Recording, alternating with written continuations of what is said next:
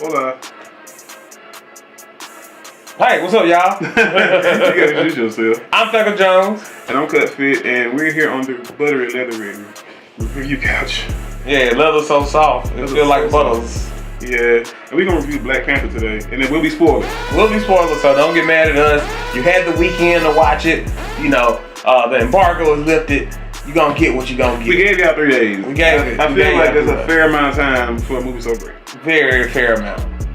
Yeah, Black Panther stars Chadwick Boseman as King T'Challa of Wakanda, the protector of Wakanda, the Black Panther. It also stars Michael B. Jordan, Lupita Nyong'o. Nyong'o. Sorry about that. I said that name wrong. And she's beautiful. And a host of others in the movie. The movie runs about 2 hours and 14 minutes, and it's Marvel Studios. Ryan Coogler directed. Very great director. He directed Fruitvale Station. He directed Creed, and now he directs the $200 million budgeted Marvel epic. That's a big step up. That's a big step up. Shout out to Ryan Coogler. What you don't know about Fruitvale Station is that was a very Sundance-y independent film made with very little money. Michael B. Jordan was like broke when he made that. Yep. And now he's Killmonger. Yeah. So, Black Panther. We're going to do the good, the bad, and just our straight up opinion on it. Alright, so what was good about it for you? The movie, I think, was almost the perfect length, even though it was long. I don't like sitting in movie theaters, but to watch that movie, it kind of kept you interested because you wanted to see where they went wrong with it. But it was a lot of chance they had to mess it up and they didn't. And with Marvel movies, you almost get to the point where you look for the mistake. Like, okay, here we go. Or as soon as the scene changes, okay, here we go. And with this movie, they kind of tried to avoid that. Like that, you know what? Black Panther was good. It was like the, trying to think of a sports comparison. The Tom Brady of Marvel movies, where Aaron Rodgers is better than Tom Brady. Yeah. Tom Brady isn't that great, but he rides that system to victory. That's Black Panther. Yeah, it had all the actors you expect. It had a lot of big name actors because Marvel is known for making regular people big name actors. They don't really bring the big names in to do the movies. Now that movie brought in some heavy hitters: Michael B. Jordan, Daniel Kaluuya, Chicken Walking Dead. I forgot how to pronounce her name. Her. Yeah. Michonne from Walking Dead. A lot of people.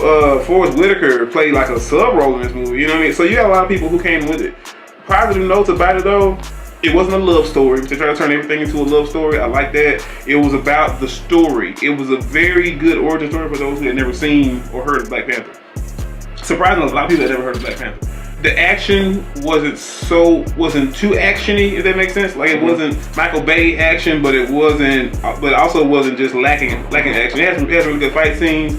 I've seen better fight scenes, but this movie had some pretty solid fight scenes where T'Challa was doing his thing. Michael B. Jordan, woo man, woo. I would say this: T'Challa got washed a couple times. I thought T'Challa owed Michael B. Jordan money. Yeah. For the Super Bowl or something, because the way he beat him was pretty bad. Yeah. But I mean, going back, and one of the things I liked about it was it was very thematic. You had a lot of things. You had the whole thing about family. You had the whole thing about tradition. Tradition was huge. You had the whole thing about imperialism, all that kind of stuff wrapped into one. The basic story is King T'Challa. He died in Civil War, and T'Challa is taking over, and it's about his ascension to the throne. He died from an act of white terrorism. He died from an act of white terrorism. Yes, it was an act of white terrorism. Shout out to Baron Zemo. So after he takes the throne, we cut to a character we don't know. Well, it's Michael B. Jordan. It's Killmonger. Him and Claw, they're together. They go and steal a vibranium artifact, which tips off the Wakandans that someone has this artifact, and that is Claw. So they tried to track down Claw. They capture him, but while they're interrogating him with the CIA agent, Killmonger comes and saves him. One of the biggest surprises that I saw in the movie, Claw kind of went out kind of early. Claw went out to me too early for a white guy in a Marvel movie that had such a history. I was ready to watch him and Black Panther fight. Because Claw has his arm probably one of the best weapons I've seen in a movie in a long time. He has like a human, like an armless human, but it has weapons inside of it. It's very cool. When you see it, you're gonna be amazed by it. Yeah, it's a modified mining. Modified mining tool. Yeah. I thought that weapon would have lasted in the movie longer because of the, you know, just the way it felt in the movie. Claw died very early, and he died from a gunshot from Michael B. Jordan, aka Killmonger. And Michael B. Jordan shot his unnamed girlfriend. She was gorgeous, by the way. Yeah. And he shot her there's a scene where he's trying to take the plane from Claw, and Michael B. Jordan is like, well, Killmonger is like, hey, I need this plane, dog. He shoots the pilot, and Claw told his girlfriend, like, I'll kill her. And he's like, oh yeah, bow, and he runs. It's like, whoa. Yeah. But that takes you from, okay, this was kind of evil to like, whoa, because you worried about Claw initially, and then when he kills his own girlfriend to kill him, he's like, okay, he go way, like, he sets the bar for future things he's gonna do in that movie. Like, okay, this dude's bad. Yeah. So when he gets to Wakanda, one of T'Challa's confidants finds him. Dane Clue, he brings him. That brings Claw's body. Like, hey, I brought Claw.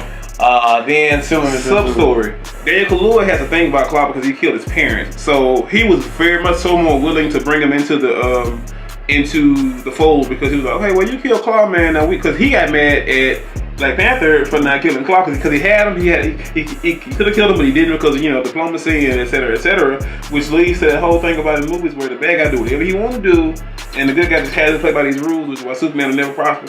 But that's a whole nother story. I think for the budget of the film, the CGI, some of the CGI was kind of not good.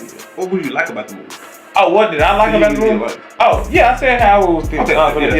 But as far as like the CGI, like it's this one scene where he's doing the challenge against Njoku. Not Njoku, that's his uncle, but against M'Baka. Yeah, M'Baka, yeah. And, you know, he's the Black Panther. He's declared the Black Panther. And they show this rising scene where people stand and it was like very like copy and pasted, and I was like, oh wow, this is that. But those scenes in movies now, you ever seen John Carter? Yes.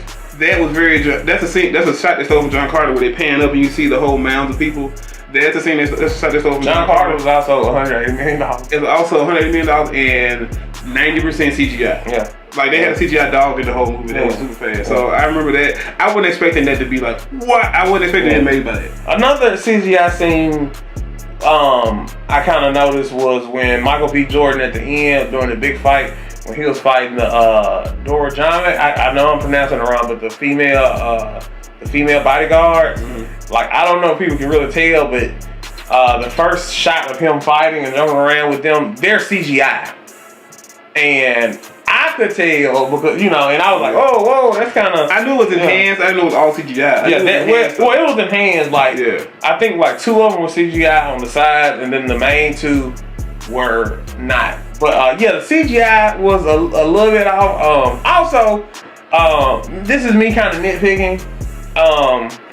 Which I never kind of understood about Wakanda. We still talk about Black Panther right now. We are. So watch it get I will. Wakanda became this huge force that nobody knew what they had without participating in international trade, which is kind of impossible. But I was like, okay, cool. It's a Marvel movie. We also got dudes I'll explain coming from space. Fan theory. Yeah. They got spies everywhere in the world, right? Mm-hmm. So they have spies everywhere in the world. Wakanda spies transfer information back in regards to intelligence and stuff like that. So that was the fan theory behind it. Like Wakanda doesn't need, it is about white guy actually, Wakanda doesn't need to do so much trade because it's like nobody thinks they have anything anyway, and they think the vibranium is gone, so they don't want anything from them. Like they don't help poor countries. Yeah. But they have spies who trade information back to Wakanda so they can, you know, take computers and build them to make those supercomputers they have in Wakanda. Now, one of the things I noticed in the whole movie that kind of stuck out to me, I was like, I have that moment 20 times during a Fast and Furious movie, but when they were fighting and he threw Lupita down the hill, and he was like, ah, and all of a sudden she was like, plop, and I was like, wait a minute, that was kind of weird. Yeah. You know how the scene cut, how the camera cut, and it just didn't cut perfect. Yeah. Like maybe they got lazy, I don't know, but for it to be a $200 million movie, like come on, man, at least make her float, and you know, it was weird the way she fell to the ground, and. Just like, I mean, I would say, if we're being real about it, what are the odds Michael B. Jordan is a kid in Compton who grows up to be a military, just super genius and blah, blah, blah. That's the thing. And gets out of the military, gets the gold teeth, grows his dreads out, and still is in good enough shape after fighting all those people to beat up the Black Panther. What are the odds of that? Yeah, because that's one thing where, okay. It's a bit of a convoluted story. Yeah, so King T'Challa's dad, kills his brother because he helped Claw basically steal vibranium. He killed him because he tried to kill. He killed him because he tried to kill Zuri. Forrest Whitaker's character. Yeah. He killed him because he tried to kill Zuri. He pulled out. He drawed down on him with a pistol, so he ended up killing him. So how you pull a gun and get clawed to death? Anyway. Michael B. Jordan character, younger Killmonger, is playing outside. He comes in, he sees his dad dead, and this fuels him to become this killing machine and rage, and to go to Wakanda and basically take over. And I was talking about the imperialism aspect, where basically Njobu, he was a war dog. He came over, he saw the conditions that were happening in L.A., in Oakland, and with blacks in America, he decided, hey, we gotta help these people. We got vibranium weapons. We can do this. We're hundreds of years ahead of tech. We can do this. Which kind of comes into the whole how involved Wakanda could have been in this whole thing. Can you imagine if he came to Mississippi? Yeah. He went to L.A. Yeah, he went to one LA. of those solid places in the country. Can you imagine if he'd gone to Mississippi and like, oh my God, like, can you imagine dropping in a cotton field in 1990? Yeah. And I still live here. Yeah. And I'm not mad at Chris Rock either. But as far as everything goes, I really liked it. I enjoyed it. I plan on seeing it more. And I just really enjoyed it. Out of a scale of 1 to 10, what did you give it? I would, more detail, I like the movie, period. It's a good movie. I liked it. It's good, better, best. It's a good movie. I would see it again. I would give it, on a scale of 1 to 10, I would give it 8.5 leather couches. I would give it 8.5 leather couches. Because it's top 3 Marvel movies for me. Oh, definitely. The thing about it is, though, I say this. I've seen better movies, but, you know, that's watching a lot of movies in general. When you compare it to movies, of course, it's not going to be the best movie ever. But for a Marvel movie, for an origin story, for a movie with that much of a black cast, the biggest thing about that movie was the casting to me. The casting was pretty much on point all the way. I haven't yet to see. We had a conversation about the guy who played Agent Ross in the movie, and he was the quintessential white guy in a black movie. Like, he contributed just enough to the Tom Arnold and Soul Plane. Man! He was like, oh, hey. And we said he was the black guy in a white movie. He was reverse role. He was Anthony Anderson in Transformers. He was every Gary Owen role. Man, it's right on point because he comes in, his role is probably the best in the movie when you compare the slot it fits in, because he fits right in that slot of, I got helped by the white people. I take all the jokes from the white people. I'm the comic relief for the black people, because they call him colonizer, and that man, I died. floored everybody in the movie. I was with my sister and she thought I was gonna chuck on my I died. Colonizer. Yeah. And it's funny because they call him colonizer. And Baku says you can't talk here. He had moments where they realize you white, so hush. Yeah. And they don't take his opinion very strongly at all until he goes, okay, listen. I have a suggestion. Yeah. May we? And it's so funny the way they place him in that movie. I hate to bring up a black movie and talk about how good the white man can place in it, but it's a really good placement, and the writing for him is great. Yeah, I give it 9 leather couches. Ooh, that's a lot of couches, man. 9 is that 9? Yeah, that's 9. I give it 9 leather couches. A Wakanda public school system. Yeah, that's Wakanda public school system, baby. Yeah, 9 leather couches. One thing we didn't point out about that movie was Killmonger was right, in a way. In a tough point. I'll explain. Killmonger's motivation was bad. His execution was bad. His general sense of what he wanted to do was right. When you think about it in a longer sense, he and T'Challa were on the same page. They wanted to reach out, they wanted to do more helping, and they wanted to do more things for the world. They had different ways of going about it. They had a very Martin Luther King and Malcolm X vibe, if you're thinking about it that way. I'm getting kind of deep, but if you think about it, T'Challa wanted to be the diplomat. He wanted to be he wanted to help, but tradition kind of held him back from it. And then after he realized what his dad had done, he was ready to kind of help at whatever cost he could. Killmonger was like, I'm killing everybody who don't do what I say. And he was tired. But he didn't. It didn't come from a place of.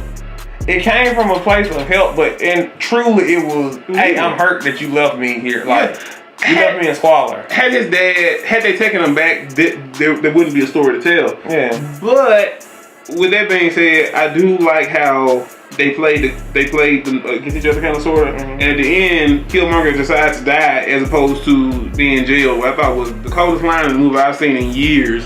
He essentially says, and I quote, to quote a white man, I'd rather die on my feet than live on my knees. And that is a very strong sentiment when you're talking about slavery, bondage, and things of that nature. Man, that's the deepest line in the whole movie. My favorite line though was Shuri. Yeah, Shuri when she makes them the shoes and they're like ninja shoes and she's like, I call them sneakers. I died. Like I'm a pun guy. I died. Like sneakers. And then, but I turned into the traditional black guy in the movie theater at that point. Check out Black Panther. 9 leather couches for me. 8.5 leather couches for me. And again, I'm THECA Jones. And I'm KUTFIT.